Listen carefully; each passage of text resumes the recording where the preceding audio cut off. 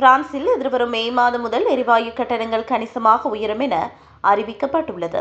மொத்த விற்பனை விலை அதிகரிப்பால் ஏற்படவுள்ள இந்த மாற்றத்திற்கு எரிசக்தி ஒழுங்குமுறை ஆணையம் ஒப்புதல் அளித்துள்ளது. இதனால் சுமார் 6 மில்லியன் குடும்பங்கள் பாதிக்கப்பட உள்ளன.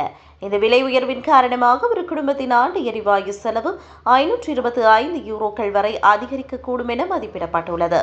சந்தை நிலவரத்தை பொறுத்து மே மாதத்தில் கட்டணங்கள் 10 முதல் 20% வரை உயர வாய்ப்புள்ளதாக நிபுணர்கள் எச்சரிக்கின்றனர். குறிப்பாக ஆண்டுக்கு 10,000 கிலோவாட் மணி நேரம் எரிவாயுவை பயன்படுத்தும் ஒரு நடுத்தர குடும்பத்தின் கட்டணம் 50% வரை உயரக்கூடும். உதாரணத்திற்கு ஆண்டுக்கு 1,543 யூரோக்கள் செலுத்திய ஒரு குடும்பம் இனி 1,782 யூரோக்கள் வரை செலுத்த வேண்டியிருக்கும். இது சாமானிய மக்களின் வரவு செலவு திட்டத்தில் பெரும் தாக்கத்தை ஏற்படுத்தும். பிரான்சில் உள்ள 10.3 மில்லியன் எரிவாயு நுகர்வோரில் சுமார் 60% சந்தை விலையை பொறுத்து மாறும். பிரான்சில் உள்ள 10.3 மில்லியன் எரிவாயு நுகர்வோரில் சுமார் 60% சந்தை விலையை பொறுத்து மாறும். சந்தையில் விலை உயரும் போது இவர்களது கட்டணமும் உடனடியாக உயர்ந்துவிடும் என்பது குறிப்பிடத்தக்கது. இந்த விலை உயர்விலிருந்து தப்பிக்க நுகர்வோர் தங்களது ஒப்பந்தங்களை மறுபரிசீலனை செய்ய அறிவுறுத்தப்படுகின்றார்கள்.